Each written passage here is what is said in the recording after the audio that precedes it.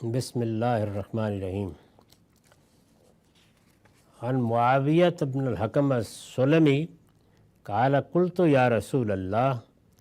امورا کنا نصنعها فی الجاہلیہ کنا ناتی الکخان قال فلا تات الکخان قال قلت کنا نتطیر قال ذاک شیء یجدہ احدکم فی نفسہ فلا یصدنکم قال قلت منا رجال یخطون قال کان نبی من الانبیاء یخط فمن وافق خطہ فذاک۔ یہ صحیح مسلم سے روایت لی گئی ہے، رقم ہے 4140۔ معاویہ بن حکم سلمی رضی اللہ عنہ بیان کرتے ہیں کہ میں نے یہ عرض کیا، یعنی رسول اللہ صلی اللہ علیہ وسلم کی خدمت میں عرض کیا، یا رسول اللہ ہم جاہلیت کے زمانے میں بعض کام کیا کرتے تھے، ان میں سے یہ بھی تھا کہ ہم کاہنوں کے پاس جایا کرتے تھے، یعنی کبھی کوئی فال لینے کے لیے، کبھی کوئی چیز گم ہو گئی ہے تو اس کے بارے میں حاضرات نکلوانے کے لیے کاہنوں کے پاس جایا کرتے تھے۔ نبی صلی اللہ علیہ وسلم نے فرمایا لیکن اب کاہنوں کے پاس مت جایا کرو، تو آپ نے روک دیا اس سے۔ کہتے ہیں کہ میں نے کہا کہ ہم برا شگون بھی لیا کرتے تھے، یہ کوّا آ گیا ہے، بلی گزر گئی ہے، یہ بادل امڈ آئے ہیں، ہم برا شگون بھی لیا کرتے تھے۔ آپ نے فرمایا کوئی حقیقت نہیں اس کی، یہ خیال ہی ہوتا ہے جو تم میں سے کسی کے دل میں گزرتا ہے، یاد رکھو یہ تمہیں کسی کام کے کرنے سے روکے نہیں، یعنی محض اپنے آپ کو وہم میں مبتلا کر کے تم کوئی نیکی خیر کا کام کرنے جا رہے تھے، کوئی اپنی معاش کے لیے نکل رہے تھے، رک کے بیٹھ جاؤ گے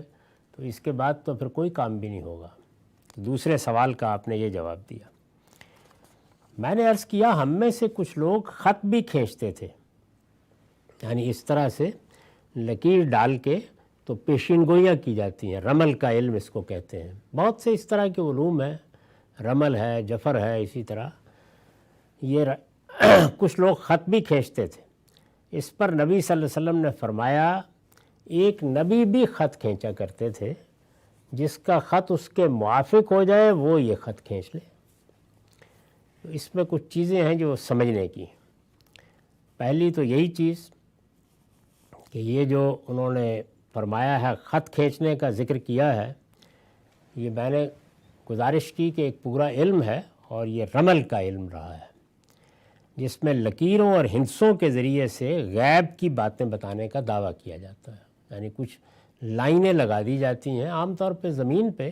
اور اس سے وہ کچھ حساب کتاب کر کے جیسے ذائچے بنائے جاتے ہیں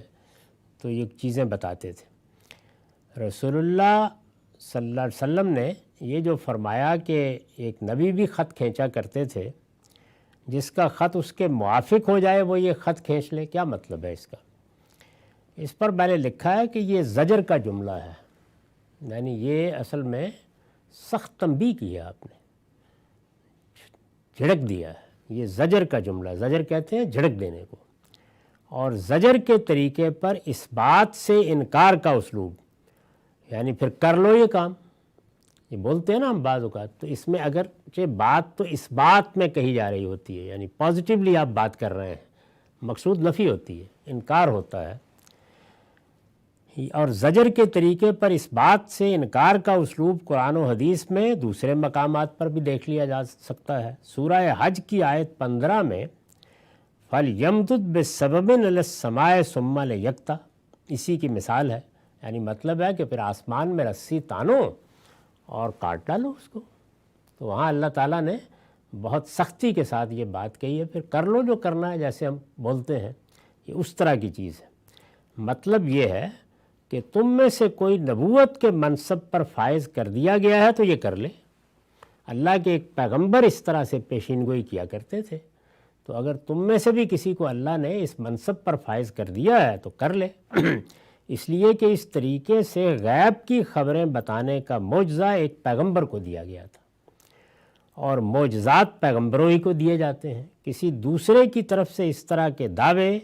محض اوہام ہے، محض وہم ہے، جن سے دور ہی رہنا چاہیے۔ یہاں یہ واضح رہے کہ یہ غالباً اسی طرح کا معجزہ تھا جیسے مسیح علیہ السلام نے اپنے بارے میں فرمایا ہے کہ میں تمہیں بتا سکتا ہوں جو کچھ تم کھا کر آئے ہو اور جو کچھ اپنے گھروں میں جمع رکھتے ہو۔ سورہ آل عمران میں بیان ہوا ہے نا یہ۔ تو اسی طرح کا معجزہ کسی پیغمبر کو دیا گیا، تو آپ نے فرمایا کہ اس طرح خط کھینچ کر لوگوں کو یہ بتانا کہ تم کیا کر کے آئے ہو اور کیا کرو گے، یہ پیغمبروں کے معجزات میں سے ہیں۔ ایک پیغمبر کو ایک معجزہ دیا گیا، تم میں سے کوئی پیغمبر ہو گیا ہے تو کر لیا کرے یہ کام۔ تو اس طرح گویا آپ نے ڈانٹ پلا دی، جھڑک دیا کہ یہ کوئی صحیح طریقہ نہیں ہے۔ تینوں ہی چیزوں کے بارے میں فرمایا کہ یہ محض اوہام ہے، کوئی آدمی بھی ان کے قریب نہ جائے۔ اب ظاہر ہے کہ یہاں یہ سوال پیدا ہوتا ہے کہ اس طرح کے علوم تو لوگوں میں رہتے ہیں اور کسی نہ کسی حد تک ان کا شیوع بھی ہوتا رہتا ہے، تو رسول اللہ صلی اللہ علیہ وسلم نے اس میں یہ تعلیم دی ہے کہ کوئی علم جب تک باقاعدہ ایک سائنس نہیں بن جاتا، یعنی وہ تجربے اور مشاہدے کی چیز نہیں بن جاتا، اس میں ویریفیکیشن نہیں ہو جاتی، اس وقت تک اس کو اوہام کے درجے ہی میں رکھا جائے گا۔ اور چونکہ اس کا تعلق اب غیب کی چیزیں بتانے سے ہے، تو جو اس کے درپے ہوگا اس کے اندر اوہام ہی کی شخصیت نشو و نما پائے گی۔ تو اگر ان علوم کے اندر کوئی چھوٹی بڑی حقیقت بھی ہو تب بھی ان کے پاس جانے سے گریز کرنا چاہیے، کیونکہ یہ آدمی کے اندر مشرکانہ رویوں کو پیدا کرنے کا باعث بنتے ہیں اور اس کی شخصیت کو ایک غیر عقلی شخصیت بنا دیتے ہیں۔ اللہ نے جو فیصلے کرنے کے لیے انسان کو صلاحیتیں دی ہیں، ان کے بجائے وہ انہی چیزوں کے پیچھے پڑتا ہے۔ اس کو ہاتھ دکھا لیا، اس سے کنڈلی نکلوا لی، اس سے ذائچہ بنوا لیا، تو نتیجہ یہ نکلتا ہے کہ سیاست میں، معیشت میں، معاشرت میں تمام فیصلے وہ وہم کی نظر ہو کر رہ جاتے ہیں۔ اور انسان کو اللہ تعالیٰ نے جو علم دیا ہے وہ ظاہر ہے کہ یا اپنے پیغمبروں کے ذریعے سے دین کا علم دیا ہے اور یا دنیوی علوم ہے، تو بجائے اس کے کہ وہ ان علوم میں ترقی کرے اور ان کے اندر اترے اور ان کی حقیقت کو جانے، وہ ایسے ہی اوہام میں مبتلا ہو کر اپنے آپ کو بھی اور اپنی قومی قوت کو بھی برباد کرتا ہے۔